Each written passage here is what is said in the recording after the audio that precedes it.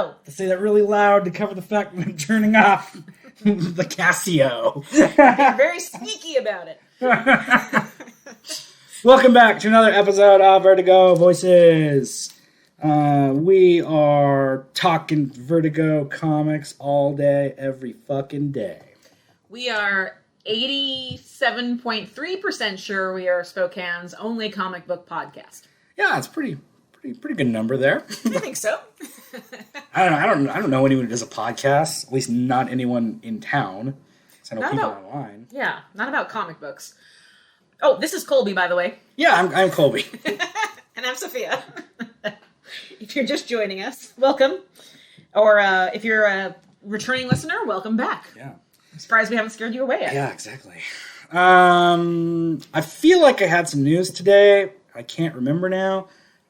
I did the casting thing. There was something else I was going to fucking talk about, but I don't know. Whatever. It doesn't matter. Have you been reading anything good lately?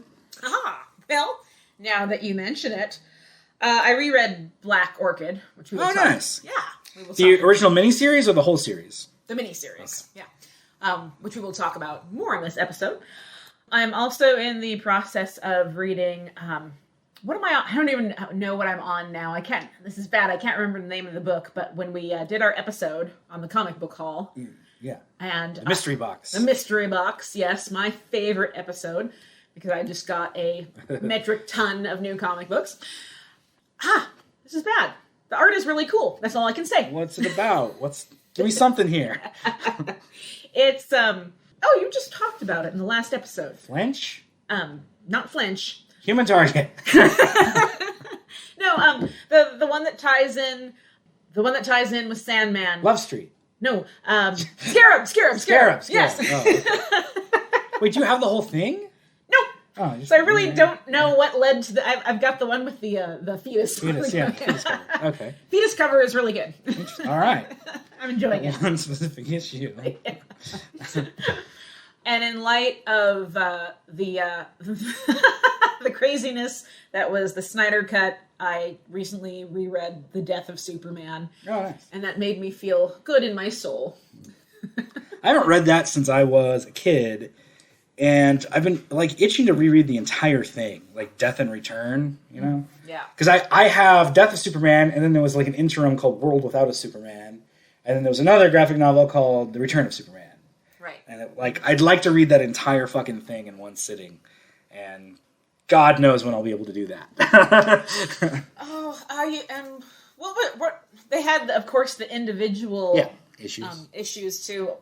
Did that fall under the Return of Superman? All of John Henry and Superboy. Yeah, that was during the reign of Superman, which I think in the collected is a part of the Return. Yeah, so if you get a chance to read those are a lot of fun. Yeah, that's also one of my favorite video games of all time. For Super Nintendo, they made this, I think it was for Sega Genesis too. I don't know. They made a game called The Death and Return of Superman. Oh. And the box art was Doomsday's fist going through the Superman logo, all tearing it up and shit. And it's a really direct adaptation of the comic. You start as Superman fighting those War World refugees in the sewers, and they even look the same. You fight the dude with the fucking shafts of bone on his face. And then you fight Doomsday, and then after Superman gets killed, then you play a level as each of the new Supermen, Eradicator going into Cadmus to take Doomsday's body, and then Superboy. Wait, was it Eradicator? No, Cyborg going into Cadmus. That's right. Then Eradicator, then Superboy. Then you play as John Henry Irons, Steel. I guess that's before he was called Steel, fighting his way through Machine City. And then when Superman gets resurrected, then you play as him for the end of the game. That's awesome. Yeah, it was a really, really cool game. And really, fun, side-scrolling beat-em-up. It was pretty hard, though, because, you're Superman, but you can still take damage from just people punching you.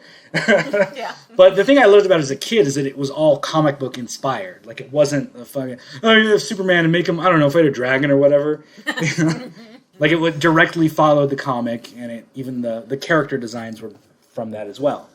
And that was a huge comic as a kid, so it was just cool to see that on the screen. They played it out and honored it well. Yeah. Nice. Okay. Yeah. I've been reading a lot of the old Suicide Squad, John Ostrander. just because of excitement for the new movie. Yay! So I have the complete run of Suicide Squad now.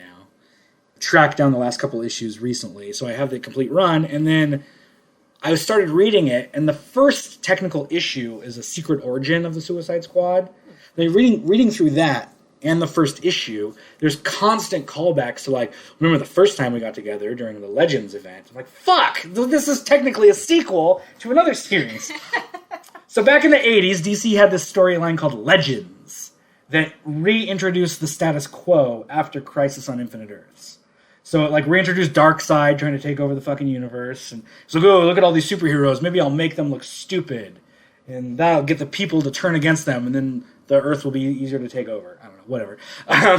So that spawned the Suicide Squad. And, like, they're in there doing their own thing.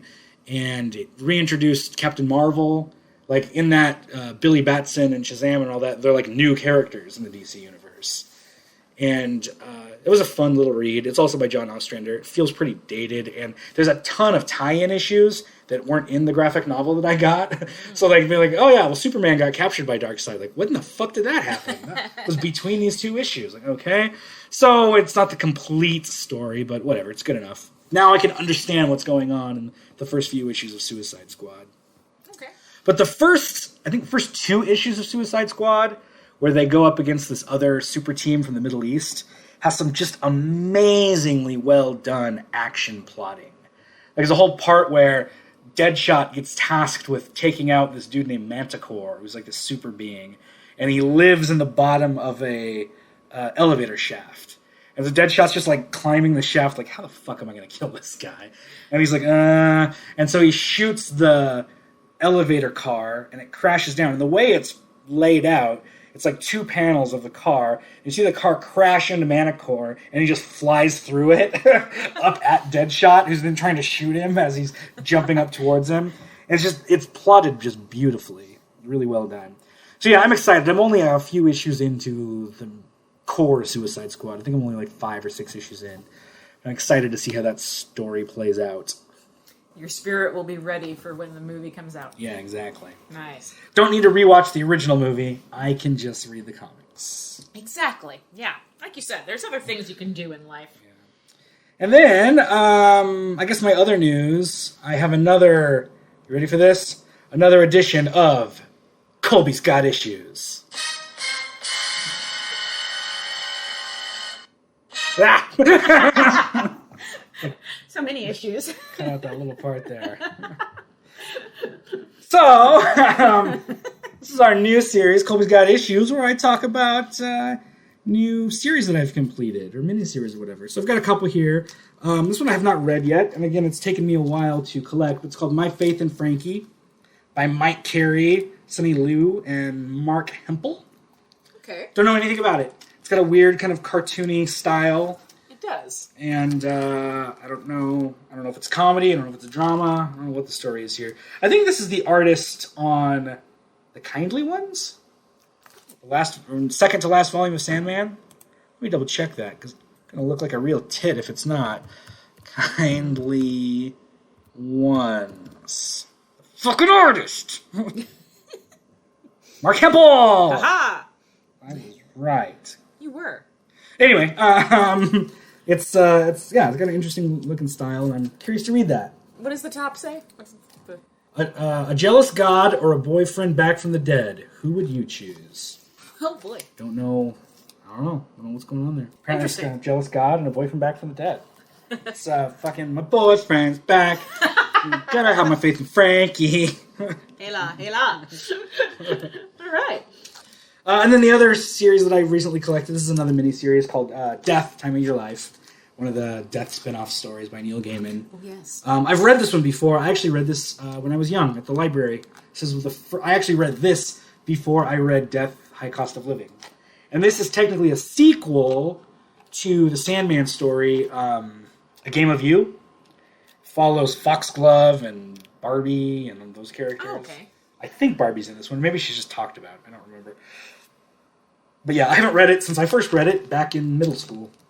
So I'm excited to dig back into that one eventually. Excellent. Okay. It's a fun story. Well, it's not fun, but it's an interesting story. You've got some interesting series laid out there. I remember the first time I read this, there's a whole part at the end. I think Thessaly's in it, the witch. Oh, yeah? I think it's her. And there's a whole thing about like having to do a sacrifice to summon death, and they need blood, and they're like have this little thing of blood. They're like, you think it's gonna work? It's period blood. And then as a kid, I was like, Jesus! They said the P word. Dun, dun, dun. But the fact that it's just so like nonchalantly laid out, like who the fuck cares, man? You use what you got. Yeah. So yeah, you have some very compelling issues, Colby. Yeah. I have issues. Every day, more and more issues just piling up. Yours are at least well illustrated. Yeah, and I try to keep my issues in working order. Right. I can show off my issues or go through them. with self-awareness and tact. It never hurts to take stock of one's issues. Really doesn't. Is that joke done? Is that gonna? I can't promise it won't come back up in the future. I can't tell if it's funny. We'll find out. So, today's episode, we're going to be talking about Vertigo stories that have not been adapted that we think should. It's going to be a good time. TV or movie or whatever. I originally was just thinking for TV, but then the more I got into it, like some of these are pretty self-contained stories and wouldn't work for like long form. Right. But might make a decent movie or miniseries or whatever. I don't know. Here. So, on that note, I don't know. What's the first? What do you want? Do you want to go first? Do you want me to go first? Who's talking first? Should we paper, rock, scissors? You go first. Okay. Yours. All right. I would like to do an honorable mention first. I would like to see it can be a series, it can be a movie, I don't care. I need someone out there in the film world to do an adaptation of Shade the Changing Man for no other reason than aesthetic purposes. I want to see those clothes. I want his costumes to be tangible. I want too bad what's her name? She did the costumes for The Fall and Bram Stoker's Dracula. Colleen Atwood. No, I don't know. She a writer? She might be, but she's also a costume designer. Okay, that is who I'm thinking of. Yeah. I'm going to mispronounce her name, so I apologize to all or any of our Japanese listeners out there. Iko Ishioka? Sure. Anyway, like, if she were still alive, she would do an awesome job with that, but I would also, like, Ruth Carter, the costume designer for Black Panther. Someone just please make a Shade the Changing Man movie so I can know that those clothes are real. It's not a movie, but have you seen the Shade the Changing Man animated short? I have not. So we talked about this a few weeks ago when DC used to have this little segment of cartoons on Cartoon Network called DC Nation. They would do shorts. They did a Shade the Changing Man short in that.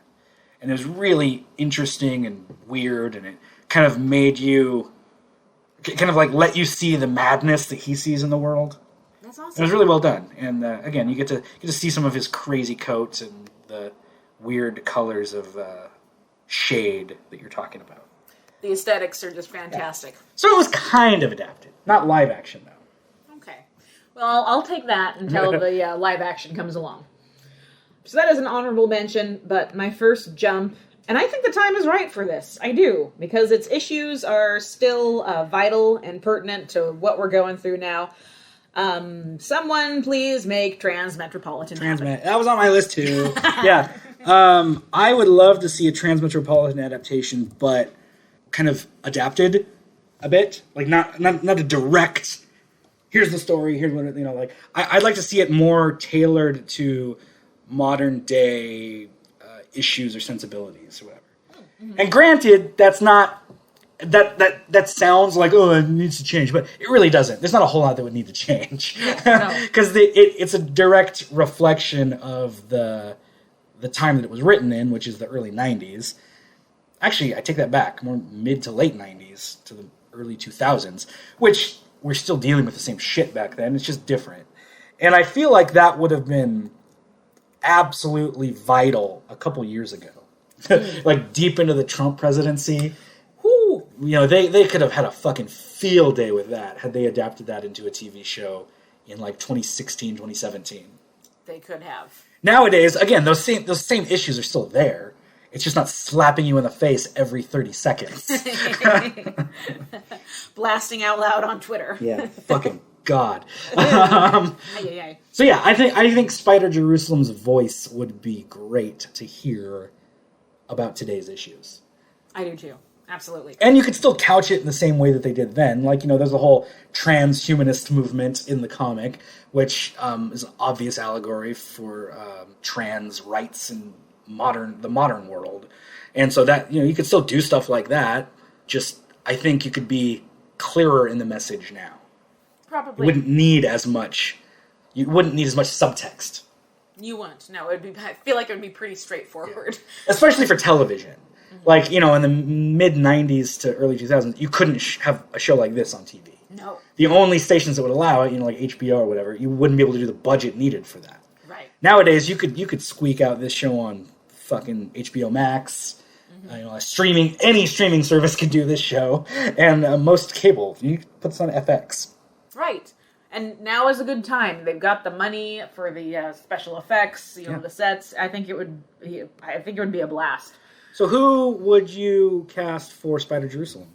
You know, actually, I was thinking Jason Statham, just because of his the audacity that he brought to the role of Crank. Yeah, I could see that. I think he's, well, I don't know. I have no idea how old he is. He's got to be like 50, right? Yeah, which I think is about a good age for Spider Jerusalem. Yeah, I suppose so. And he's still a physical dude. He's 53. I guess I could see that. That was totally not on my radar, but it's not bad. What's your suggestion? I don't know. Every time, I mean, just looking at Spider Jerusalem, I see Grant Morrison. Yeah. Which I've been reading the series proper now, because we've been talking about reading it forever. So I finally started getting back into it and reading it. And it's interesting to me that he starts off in that first issue as Alan Moore, and then turns into Grant Morrison. Which I think is an interesting comment on maybe comics in the 90s. That's a good point. Yeah, he does go through kind of that metamorphosis. Yeah, he's just such a standout character.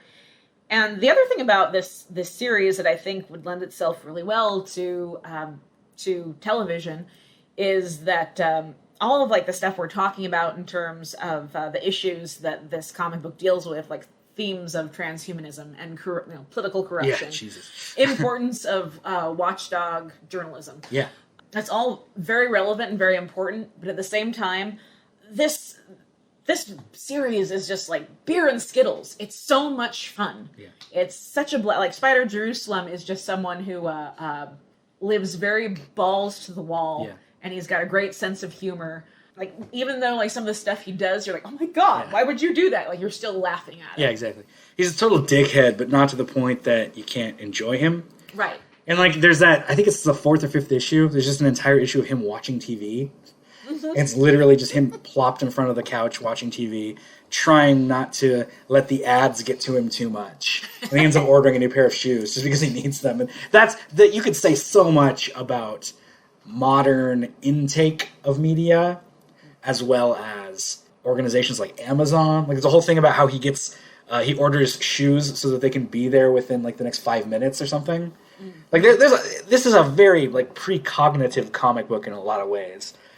And so that's what I mean when I say that it wouldn't take a whole lot of adapting to make it work, but I still think that some of those things that are just under under the surface should be fully at the surface. Right. And I hope it's there's been talk about making it into a movie like forever. Yeah, since like the late 90s. Yeah, but basically I think both Warren Ellis and what's the other guy's name? Derek Robertson. Yeah. Both of them have, last I heard, they were like, nope, not happening. So Patrick Stewart was trying to get it made for a long time. Because he's a huge fan of the comic. He actually wrote the introduction to the first volume. Oh. Yeah. And he wasn't going to star or anything, even though he would, like, shave off 20 years, and that's kind of what he looks like. Yeah. But he wanted to produce it with his production company, and then there was talk of an animated series or movie or something that Stewart wanted to then voice the character. Oh. I think that would have been cool. That would have been cool, yeah. There's a rumor floating around, too, that Ellis and Robertson wanted Tim Roth to play the character, but I think it was Robertson who... I think he finally, and that rumor still is going around, but I think it was Robertson who was like, no, we never talked about that, not going to happen. Yeah. And that was kind of like the last word on the subject, as far as I know. Yeah, I think Tim Roth would have been great. He would have, yeah, I agree too. So maybe someday, I mean, it's ripe. Yeah. And I think it's always going to be kind of ripe, though. Sadly. Until we as a society start dealing with our issues in a meaningful way, which, when's that going to fucking happen? Right. We've been like, turning our head and being like, I don't see any problem with this for 250 years? It's fine. Everything's fine. Yeah. No, that's how we want it to be. House is burning down. It's fine. No. Just ripe in terms of finally being able to, like you said, show the things that this series depicts on an adult level and have the budget to back it up. Yeah. So that's my first pick. My first one is not going to be any surprise, but Terminal City. Yes. I would love to see Studio Ghibli style Terminal City. Oh, that'd be fun. Or Leica Studios that did Paranorman. Okay. And what's the other? Missing Link. Have you ever seen Missing Link? No. It's fucking amazing. It stars Hugh Jackman and Zach Galifianakis. And it's about this adventurer. Oh, and Timothy Olyphant's in it too. This explorer adventurer who's trying to find the Sasquatch, Missing Link, and he does. And he's voiced by Zach Galifianakis. Makes sense. I think somebody else famous is in it. Zoe Saldana is in it. I think that's right. Oh, Stephen Fry's in it. Look at that. Oh, cool. Anyway, I would just love to see their style of something like this because I love the optics and the design of Terminal City so much that I would almost hate to see it in live action. I'd prefer to see I wouldn't want to see anything compromised in the way that this world looked. And I think the only way to not compromise is to have it be CGI or animated or whatever. I think that would be really awesome to see, more so than in live action. That's a good point. Yeah, I think it would lend itself really well to those mediums. Yeah. So yeah, Terminal City, I'd love to see, Cosmo Quinn and fucking Kid Gloves. Just BB, all those characters. And I think that would be fun too, is just to have this weird cycle of characters. Check in with this dude for 5 minutes and this person for 5 minutes and have the camera just kind of zooming around the city all the time, catching little snippets of their conversations and life and everything, and see how it all ties together in the end or something like that. That would be a good show. I would watch that. So anyway, I'm working on the script right now. Yes. I'm going to shop it around. If somebody could get me Miyazaki on the phone, I can pitch it to him. Yes, please. But yeah, lend us your networking, dear people. I would like to see that. I think that is a good idea. Because, like you said, there's so much of that comic book that, you could try to create through live sets, but it'd be really hard. Yeah. And especially recently with, Amazon's adaptation of Invincible, of how perfectly that captures the look and the style of the comic while still making it fluid and 3D and lived in, quote. I think now would be a perfect time for something like this. Okay. Terminal City. Yeah. Another good idea. All right, yours. What's next? All right. Next, another obvious one, but again, I think it's time. Neil Gaiman's and Dave McKean's adaptation of Black Orchid. Yeah. The character was created in 1970s. Sure. I'm looking at you, comic book historian. Yeah, probably.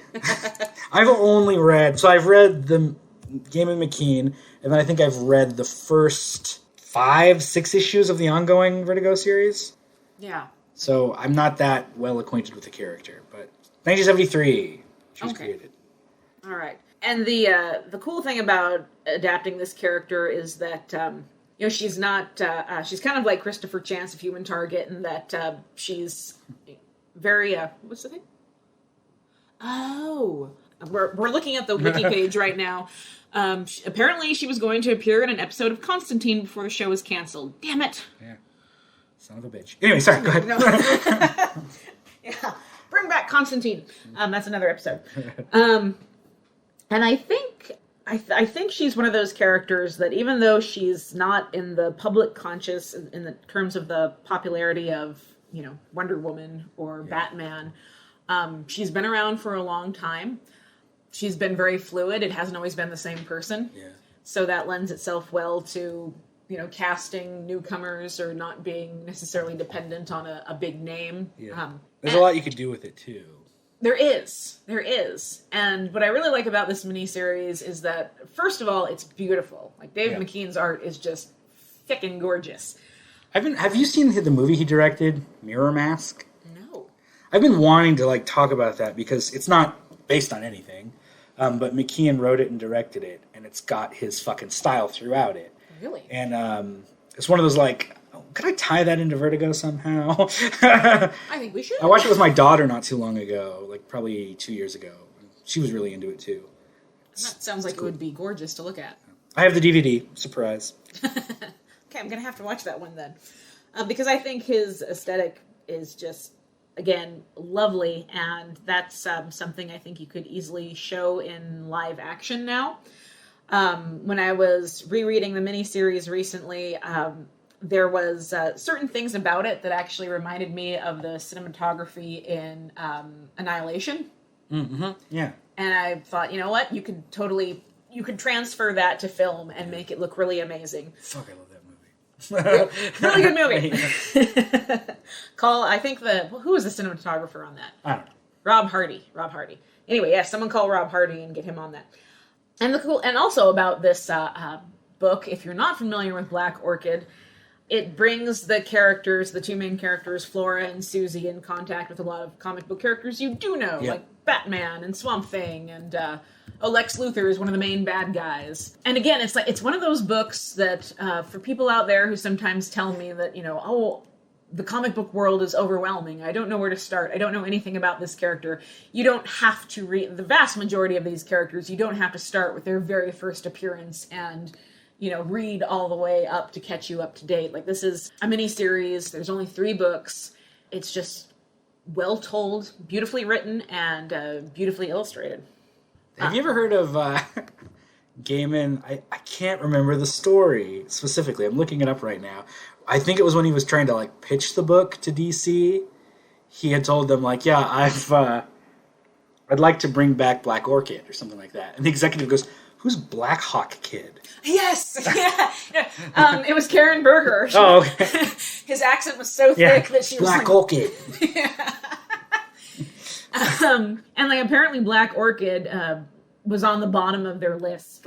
Him and Dave McKean had all these other books they wanted to work on, like Swamp Thing and Arrow. I'm sure you've heard those projects were already parceled out to other writers. And Black Orchid is kind of cool in the sense that when they got done with it, the higher-ups at DC wanted to hold off because they're like, it's a female superhero. It won't sell that well. It'll be commercially unsuccessful. And it really kind of turned out to be the one of Gaiman's early works that helped put him on the map. Wikipedia specifically says Black Orchid was a commercial success. Well, there you go. If Wikipedia says it must be true. Don Markstein said that while the series did not make Black Orchid a household name, it helped expose her to many readers. The series has never been out of print since its initial publication. There you go. So if you get a chance to pick it up, people, give it a read and see what I'm talking about, because I would... and I think that's one that could easily be turned into a movie. Yeah. It doesn't need to be a miniseries, but... I can't help but notice, though, that you failed to mention that the character was already perfectly adapted in the film Justice League Dark. I kind of totally forgot about that movie, honestly. I remember sitting there watching it, and they're like, Black Orchid, yeah, it's the House of Mystery, come to life or whatever. What? Have you ever watched the making of on the Blu-ray or anything on that? I have not, no. They interview one of the producers or writers, I can't even remember who. They bring up Black Orchid, and he's like, yeah, we looked into her past, and was just like, this is confusing. There's like a lot of different pasts and histories, and like we can pretty much just do whatever we want with her. Let's just make her a new character. Like, you fucking dick. You lazy ass. Yeah. On that subject, Justice League Dark. I had to watch that movie 3 times because I kept falling asleep. So. Yeah, it's a goddamn mess. It is. People really like it, which is weird to me. That one and its sequel, Apocalypse War. Like, people really like both of those. Apocalypse. Oh, go ahead. Pardon me. I don't know. I don't get it. I rarely write reviews on Letterboxd, but like Apocalypse War, like as soon as I finish it, I was like, I gotta write a review about this. Like, Jesus Christ. Does nobody see what they're doing here? This is just Endgame. It's just the last 2 Marvel movies, but with more swearing and gore. Right. It's the same fucking story. And again, lazier. Yeah. Much lazier. It implies that John Constantine's been having sex with King Shark, who is like a simpleton in that. Like, so can he even consent? Like, right. did you think about that joke before you said it out loud? Like, that's fucking weird. That is weird. Like, Constantine is just one day like, I'm gonna fuck a shark. I'm gonna fuck that shark. Yeah, say your name, shark. Yay. So yeah, what's your second pick? My second pick is just John Constantine fucking a shark for 2 hours. Just that, nonstop. In different scenarios. Anyway, my second pick is Flinch. Oh. Which we briefly touched on last episode. So Flinch was an anthology comic in the late 90s. And it was horror, like short horror stories. Each issue had like, 3 or 4 stories? And just intense, gross, weird horror. Right. And in the spirit of like Twilight Zone or Outer Limits or something like that. And I feel like today needs something like that. It would be a blast to watch, I think. And of all the like the Halloween-oriented, even though this doesn't have anything really to do with Halloween, but just in terms of horror and all of the anthologies that have already been made, like Trick or Treat and whatnot. Yeah. Like you said, now's the time. Yeah. HBO used to have a couple of anthology series. I guess not just HBO. There was like Showtime had Masters of Horror. Yeah, that's right. HBO had, I think, one in the 90s called Perversions of Science. It was like a sci-fi horror comedy show. And I think something like Flinch would be really adaptable. You could adapt some of the stories in here. You could make new ones that tie into the theme, or get comic creators to work on them, things like that. The first issue, the first story in it is called Rocket Man. And I remember reading that and just being blown away because it's such a cool story about this dude who builds a jetpack in his garage. And the art's by Jim Lee in that story. Oh, really? Yeah. So wow. they got some really great art. Like, I'm looking at it right now. Richard Corbin. And so the first issue, the artists were Jim Lee, Frank Quitely, Richard Corbin. Like Ta-da. 3 fucking legends. Right. Second issue, art Bill Sinkovich, Pat McEwen, I don't know, Eduardo Rizzo, we talked about him earlier. Third issue, Kelly Jones, Marcelo Frugen, Kieran Dwyer. Again, like these are all really well-known artists. And the writers, too. Like Dean Motter did a story in the second issue, the creator of what we were just fucking talking about. Terminal City. Yes. Brian Azzarello also. Garth Ennis has a story in the third issue. So you get some of them. But anyway, going back. The first story, this guy that builds a rocket, like jetpack in his garage, and it's all about him talking about how he wants to do this for his family and show how cool he is, and his family gathers around while he sets it off and shows him shoot off into the sky. As he's flying, he's so happy, and then it cuts back to like the smoldering wreckage of his house as the firefighters are like spraying it down. Like, what happened? Like, I don't know, some guy like built a bomb in his in his garage and blew up and killed him and his family. Like, poor son of a bitch. Yeah, I don't know, what are you gonna do? The end. Just that, like, Twilight Zone style rug pull. Right. And there's a lot of that in the series, and I think it would be fucking awesome to do that. And then they had amazing covers also. We talked about the cover of the first issue just yesterday. We didn't really describe it. It's a pale dude making little, like, surgery marks all over his face of what looks like he's going to be doing some elective surgery to himself soon. Right. And he's got, like, what do they call the forcep on the bottom of one eye? Yeah, exactly. Yeah, it's really creepy. Does he have a scalpel in his mouth? I can't even remember now. Something like that, yeah. But it's a great image, and I don't think any of those stories actually play into that image. But regardless, it's enough to pull you in. Yeah. Alex Ross did the cover for the 9th issue. Oh. Hey, look at that. Edvin Bjokovic did cover for issue 10. So anyway, it's a great. This is one of those, like, what's the word? One of those, like, hidden gems of Vertigo to me, because you can always tell somebody that, like, really is really into Vertigo as a quote genre or whatever if they know what flinch is.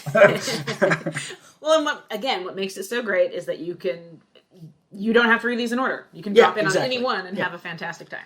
Yeah, it looks like, so there's 3 stories per issue. You can grab any one of those and read any of those issues.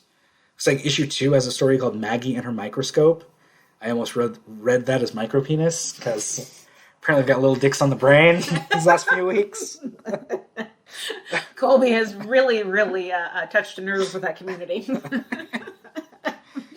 I would just appreciate it if the picketing outside my apartment could stop, because I've said my apologies. I don't know what else you people want other than bigger dicks.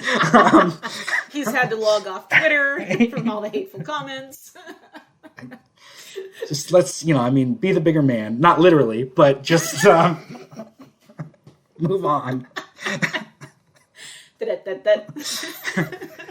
Okay, so what's yours? What's your next one? I was just going to be like, what were we talking about again? Oh, dear. My last but not least for me.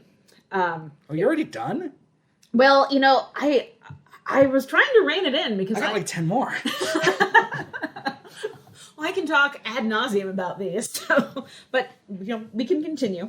But the big one for me, I would like to see an adaptation, not, of course, the first or the most important, but I actually think turning this into a series would be better than the book, and that is American Vampire. Uh-huh. I don't know anything about this story. You gave me a few issues of it, and I have not touched them yet. Well, someday we're going to have to talk about that one. It's not bad, but for me it was very frustrating. If you're an American Vampire fan and you're listening to this, I'm sorry, but there's just a lot about this book that I felt like, for lack of a better description, gave me the reader equivalent of blue balls. I clicked on American Vampire and it brought up a wrestler. Oh. John Layfield, the American Vampire. Oh, well, learned something new today. Anyway, sorry, go ahead. Not familiar with his work. But anyway, the comic book was created by Scott Snyder. Stephen King wrote a few episodes, and it tells the story of how American vampires were made in the Old West in the late 19th century. It's about this, the first American vampire being this former outlaw named Skinner Sweet, and in the very first book, he meets this young woman in the 1920s named Pearl Jones in Hollywood, and saves her when she is attacked by this secret coven of vampires and turns her into a vampire. There's a lot to like about this book, but at the same time, I think I gave you issues 1 through 5. And that's not where this series ends. I'm pretty sure that it transferred to DC's Black Label. Yeah, I was going to say, it's still going, right? Yeah. They just have a new, whatever, storyline volume, what the fuck ever it's called, going right now. There you go. Can't remember the name of it. It's not Survival of the Fittest. I'm looking it up right now and I can't find it. Like you said, it goes on and on and on. And I'm not sure if the newer series still features Skinner Sweet. It's called American Vampire, but it has a subtitle that, again, is not showing up here. That's fucking weird. That is weird. It's very strange. But anyhow, I really like vampire stories. I do. And when people say that they're sick of them, okay, I understand if it's not your particular subgenre. But there's so many opportunities within that subgenre to tell interesting stories. And American Vampire, on its face, is an interesting story. I just don't think that the concept was executed particularly well in books 1 through 5. And I'm pretty sure it is 1 through 5. And folks, if you're listening to this, and again, you're a huge American Vampire fan, and you're like, Sophia, you just don't understand, you need to stick with the book to see the rest of the payoff, then okay, maybe I need to do that. But the characters are interesting. Pearl Jones, interesting character. Skinner Sweet. I like the idea. It kind of plays into, when we were arguing about good vampire movies, and it is a good vampire movie. Of course, I can't remember the name. Daybreakers. Nope. Near Dark. Near Dark. Yeah, Near yeah, Dark. yeah. It kind of pays homage to that a little bit in the sense of, these are Wild West American vampires. They're not the aristocratic blue bloods that we'd be used to seeing. It's just that I don't feel like the book itself earns its particular ending. And I don't mean to spoil it for you, but the whole concept is built around Skinner Sweet turning Pearl Jones into a vampire and how she adapts to being this supernatural creature. And then the first couple issues, you get this backstory on Skinner Sweet. But then, to me, the comic just kind of goes off the rails and gives you backstory on a lot of characters that you really don't give a shit about. I fucking hate that. Me too. Because then the most frustrating thing for me is, the very final issue is Skinner Sweet and Pearl Jones meeting up again. And the writers try to play it off like they have this really, this dense, complicated relationship that goes back years and years and years when... basically, he turns her into a vampire, and it's the supernatural form of wham bam, thank you ma'am. He turns her into a vampire and is like, good luck, kid, and then he disappears. See ya. Yeah. So this emotional arc that they were going for with the characters, I don't feel like it was earned. In fact, it was so jarring to me that I had to go back and look at the numbers of the books and be like, did I read that in the right order? Did I read all of them? So... I know I just spent 5 minutes bashing the book, but I think there's possibilities for that within a series where you could address those issues and not pay so much attention, again, to characters that, whatever, we don't see them again, we don't care about them. Develop this interesting dynamic between this vampire and his protege. So, I would watch it. Yeah, makes sense. That would be... So, the idea that you could take the characters... and dig in a little bit more with them. It reminds me, Christ, what show was I just thinking of? I don't know, reminds me of a show. Just the idea of taking what worked in the comic and then focusing on that, cutting away the shit that didn't. Right, exactly. And some of the art, not all the art is really great, but there are some very striking horror images. It opens up with Pearl. You think that she's dead, but she's just barely alive. She's been attacked by vampires, and they took her out in the Hollywood Hills somewhere and threw her in a ditch with other young starlets. There's a great image where she goes to this famous Hollywood producer's party, and she thinks that she's going to get an introduction with him from this other big-name actor, and it turns out they're just basically using her for food. There's some really good horror imagery in it. It has all this build-up, and then it just kind of fizzles out on you. It's, have you ever seen What We Do in the Shadows, the show? Yes. You remember, what's her name? The main female vampire. His name, I can't remember. The Beast? No. The main character. The fuck is her name? I don't know, whatever. When she describes the name Jeff as being a weak ejaculation. She goes, Jeff. Yeah, it's kind of like that.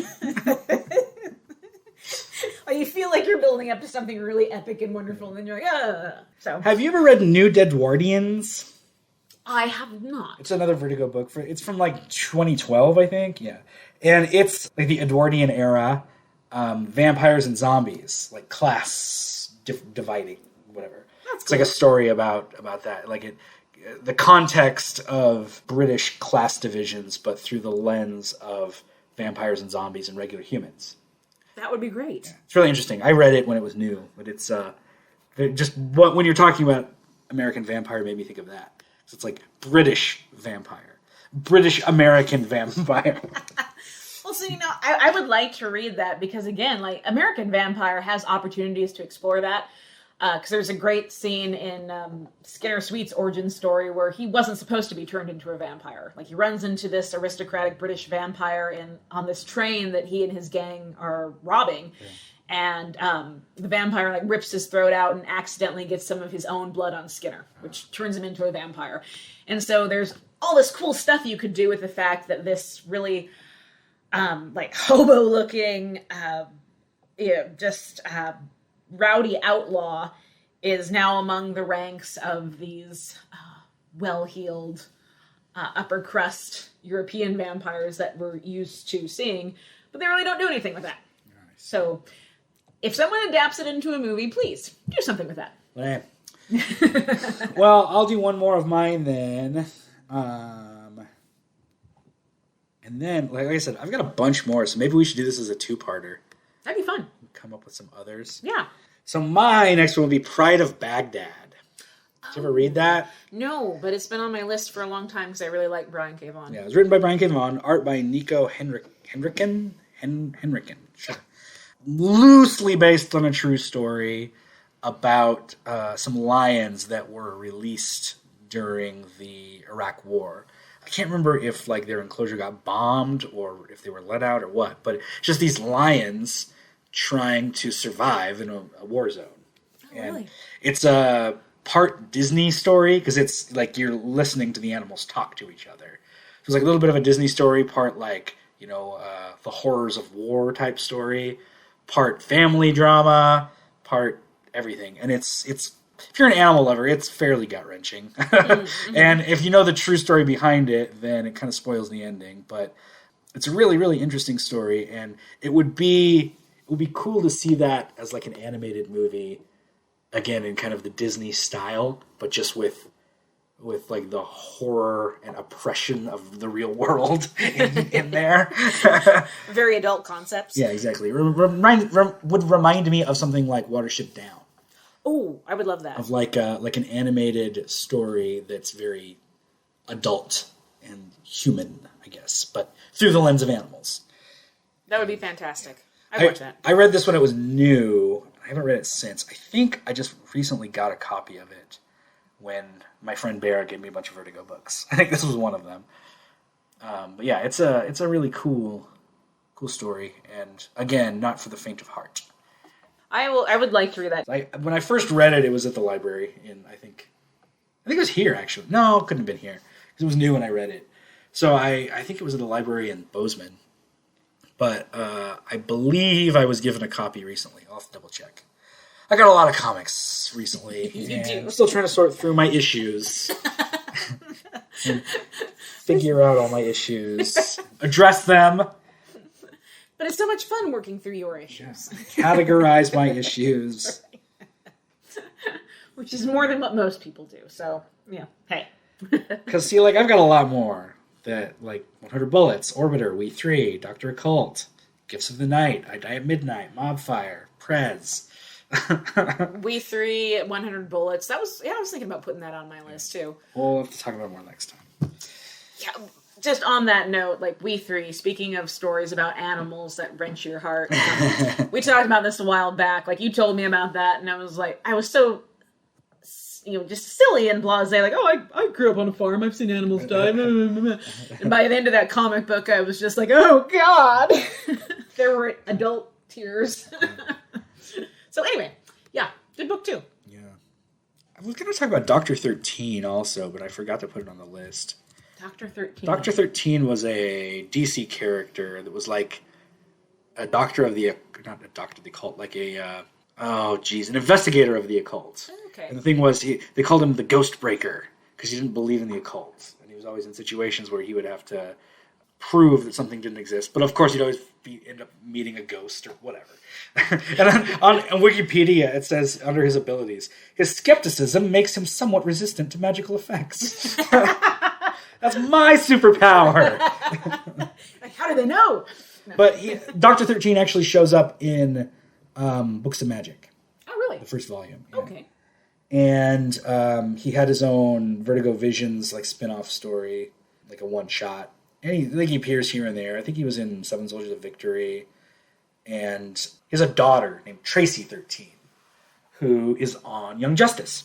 Oh, which I still need to get down with. But yeah, Books of Magic, that's another one that we're going to have to eventually talk about. Yeah. I have the entirety of Books of Magic, from the first Neil Gaiman story all the way to Life During Wartime. Like the entire fucking Names of Magic, Hunter in the Age of Magic, fucking Mr. E spin-off, the Trenchcoat Brigade spinoff, fucking Books of Fairy, Molly's Story, Books of Fairy, Oberon's Tale, the original Books of Fairy. I fucking got it all now. Children's Brigade, or Children's Crusade, Arcana, the Books of Magic, Free Country, the redone Children's Crusade. Good lord. Yeah, got it all. So I'd like to eventually go through that. He has this victorious glint in his eyes, dear listeners. But I don't think any of that would particularly be well adapted right now. At least I wouldn't be able to think up a way to really adapt it well. No. It's so fucking big. And again, I mean, you could do it easily. Just do fucking Harry Potter, but make him say fuck every once in a while. But that's what I'd be afraid of, is that, granted, you don't have to know the origins of every single piece of media that comes out. That's impossible, but I think so many people would be like, hey, that's just ripping off Harry Potter. Yeah. I have a note about Books of Magic whenever we talk about it. It's just sitting on my phone in my Vertigo notes. So I'll have to get to that eventually. Because I'd like to reread the original. I reread it about 2 years ago. Whenever I did my Year Blazer. I put that in my Year Blazer run, since Constantine's a big part of it. And I'd like to reread that again and dive into the main series as well. Well, stay tuned for that episode. And fuck, it's still going. It's a part of the Sandman Universe series that's still going. Oh, there you go. Still has some chutzpah to it. If not, it was canceled recently. Let me check. Hellblazer Books of Magic, that's another one I have. I guess the question is, which ones do you not have? That's a good question. Got it all. I can't find if it's still going or not. I don't care. Oh, I got the Winter's Edge story. My goodness. Books of Magic. Vertigo Ray, I've got that one too. Got all the annuals. Here's what I don't have yet. Did you know, probably to capitalize on Harry Potter, Books of Magic was adapted into a series of 6 novels in the early 2000s? Really? Yeah. Okay. Each one covers a story in the comic. Invitation is the original Gaiman story. Bindings is the first volume of the comic. Children's Crusade is that story. And Consequences, Lost Places, and Reckonings. I think I have half of those. Need to get the rest. Who wrote them? Carla Jablonski. Okay.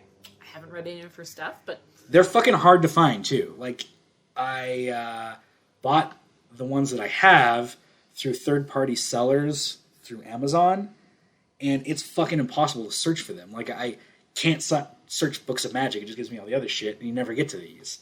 Huh. And I searched on eBay, couldn't find anyone selling them there. Wow. So I've just been getting them piecemeal by searching Carla Jablonski and fucking sorting through her bibliography until, oh, volume 1, do I have that one? I don't know. Maybe volume 3. How about that one?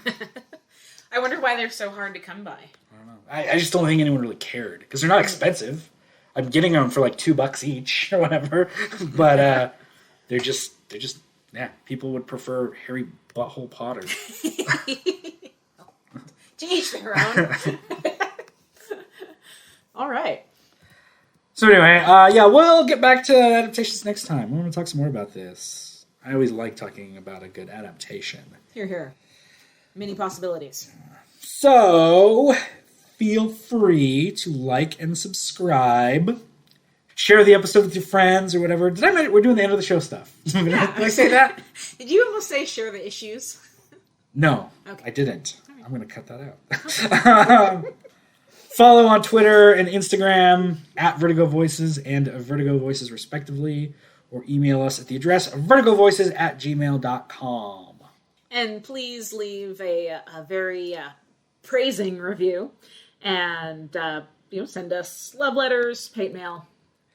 getting a little tired of the hate mail, to be honest. Look, man, if I could make your dick grow, I would. Okay? I promise. And he hasn't killed any cats. Yeah, we're not even going to talk about that. Look, I just looked it up. It's one of the volumes. Oh, hey, Books found of Magic it. or Charlie. Fuck me, that one's expensive. Oh, I already bought this one, though. Thanks, Amazon. It tells me when I bought it. Ta-da. I was literally just about to run into my room and see if that was one that I had or not. There's Invitation. I don't know if I have that one. Paperback. Yeah, so you can get it used for $1.99. Oh, there you go. Guess I don't have that one. Why 59? Because it's a school binding edition. I don't know why that makes it more valuable. Jesus Lord. I would assume that would make it less. You would think. Yeah. But yeah, it's like created by Neil Gaiman and John Bolton by Carla Jablonski. Yeah, I've been wanting to read through. I assume it would be an easy, quick read. I already know the story, the first volume, right? Right. Should be easy. But I don't have time yet, so I've just been slowly collecting them whenever I think about it. I'm like, oh, I'll fucking read it in 10 years. Well, you do have lots of reading. Maybe I'll read it to my daughter when she gets a little older instead of Harry Potter. So every kid goes through the Harry Potter phase, right? Maybe I can transfer that to a Tim Hunter phase.